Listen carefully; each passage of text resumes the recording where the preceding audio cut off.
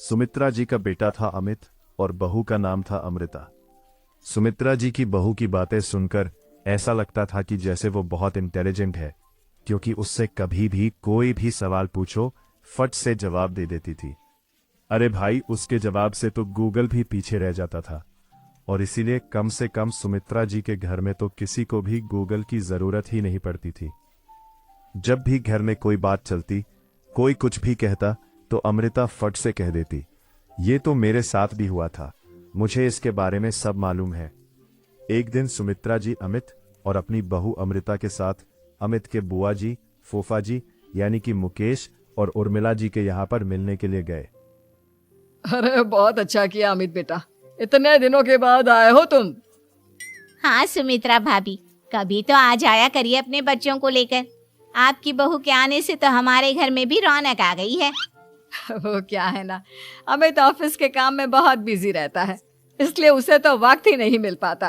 अच्छा, लगता है नौकरी काफी मुश्किल है अमित की। अरे नहीं नहीं फूफा जी, ऐसी कोई बात नहीं है।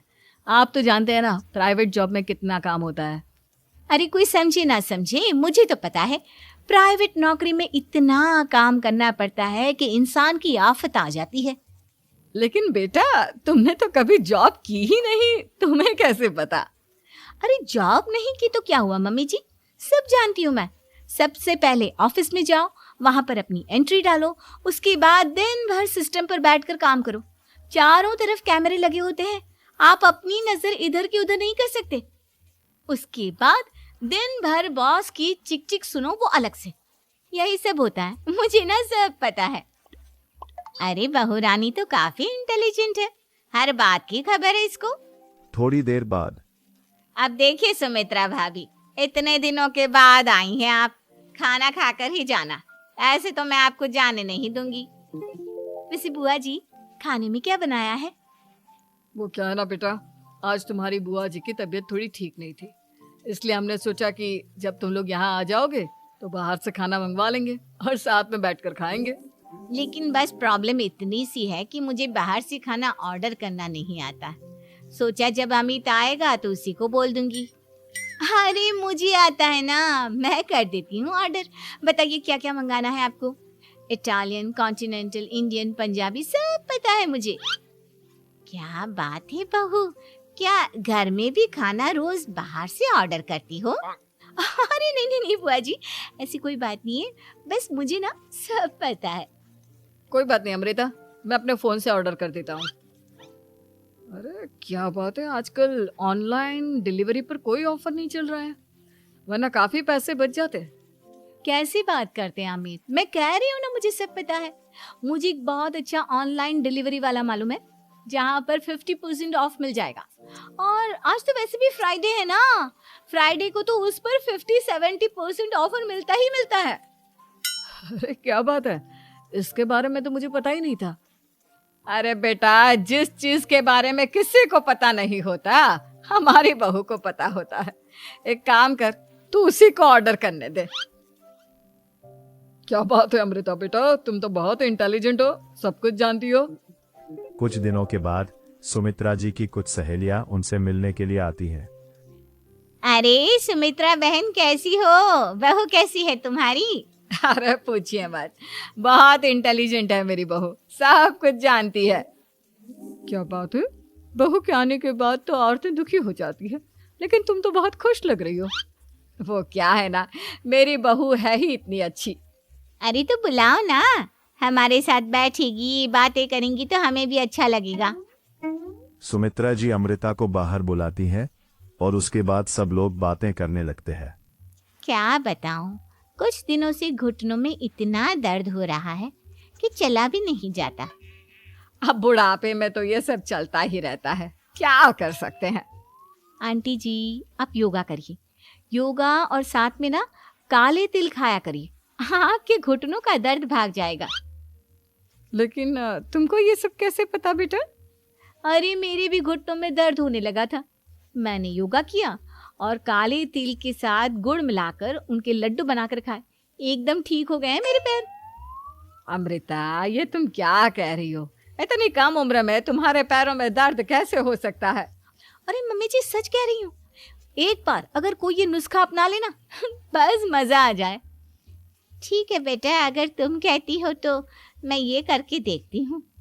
मुझे सब पता है आंटी जी, ये मेरे साथ हो चुका है, इसीलिए तो बता रही हूँ मैं आपको, ऐसे नहीं बताती किसी को।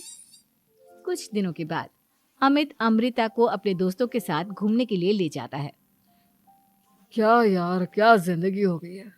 सारा दिन ऑफिस का काम करते रहो, अपनी हेल्थ पर तो ध्यान ही नहीं दे सकते। अरे क्यों नहीं दे सकते अपनी हेल्थ पर ध्यान? सब दे सकते हैं। इंसान चाहे तो कुछ भी कर सकता है।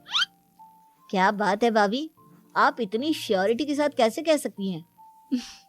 अरे आजकल ना एक से एक एप्लीकेशन है मार्केट में, और जानते हैं उसमें कुछ एक्सरसाइज तो ऐसी बताते हैं जिन्हें आप अपने ऑफिस में बैठे बैठे, मेरा मतलब लैपटॉप पर काम करते करते भी कर सकते हैं। अमृता, ऐसी एक्सरसाइज के बारे में तो मुझे भी नहीं पता था, तुम्हें कैसे मालूम? अरे मुझे सब पता है, हर चीज की खबर रखती हूँ मैं, जानते हैं ना आप। लेकिन ऐसी कौन सी एप्लीकेशन है और ऐसी कौन सी एक्सरसाइज है भाभी? एक मिनट, मैं आपको अपने मोबाइल में दिखाती हूँ। अरे वाकई में भाभी तो सही कह रही हैं। देखो यार, इसमें कितनी अच्छी एक्सरसाइज दिखाई गई है। अपनी चेयर पर बैठे बैठे एक्सरसाइज भी कर लो, काम भी और हेल्थ भी। वाह भाभी वाह, मजा आ गया। लेकिन अमृता, तुम्हें इस बारे में कैसे पता? अब मेरे साथ जो चीज हो चुकी है उसके बारे में तो मुझे पता होगा ही ना अमित। मतलब तुम कब ऑफिस में काम करने गई जो तुमने ऑफिस करते करते एक्सरसाइज की? मैं जो किचन में काम करती हूँ अमित, घर के काम, वो किसी ऑफिस के काम से काम है क्या? बस मैं भी वो सब करते करते इनमें से कुछ एक्सरसाइज ट्राई कर लेती हूँ, इसीलिए मुझे सब पता है। सही है यार, तुम तो बहुत इंटेलिजेंट हो। कुछ दिनों के बाद ये क्या है? एक दोस्त ने मेरे साथ एक मजाक किया है, लेकिन समझ में ही नहीं आ रहा। अरे बेटा, तो अमृता से पूछ लेना, उसके पास कोई ना कोई जवाब जरूर होगा। ठीक कहती है मम्मी जी, मैं सब जानती हूँ। लेकिन अमृता, ये थोड़ा मुश्किल है, सोच लो। मेरे लिए कुछ भी मुश्किल नहीं, दुनिया की कोई भी पहेली हो मैं चुटकी में सॉल्व कर लेती हूँ। अच्छा ठीक है, देखो मेरे दोस्त ने मुझे एक खाली पेपर दिया है और कहा है कि इस पर उसने मेरे लिए कुछ मैसेज लिखा है। अब एक बात बताओ यार, खाली पेपर पर, आई मीन जिस पर कुछ भी नहीं लिखा हुआ, उसे मैं कैसे पढ़कर बताऊं? अरे बस इतनी सी बात, इसे तो मैं चुटकियों में सॉल्व कर दूंगी अमित। लेकिन कैसे बहू? इस पेपर पर तो वाकई में कुछ नहीं लिखा हुआ, एकदम खाली पेपर है, कैसे, क्या पढ़ोगी तुम? अमित, एक छोटा सा काम करो, जल्दी से एक मोमबत्ती लेकर आओ। अरे बहू, पेपर में आग लगाने का इरादा है क्या? नहीं मम्मी जी, इस पेपर पर अमित के दोस्त का लिखा हुआ मैसेज पढ़ने का इरादा है। अमित कैंडल लेकर आता है। अब ना बस इस पेपर को धीरे धीरे कैंडल के ऊपर घुमाते रहो, देखना 2 ही मिनट में मैसेज आपकी आंखों के सामने होगा। अच्छा ठीक है, मैं ऐसा करके देखता हूँ। 2 मिनट के बाद अरे वाकई में इस पर तो अक्षर बनने लगे, लेकिन ये हुआ कैसे?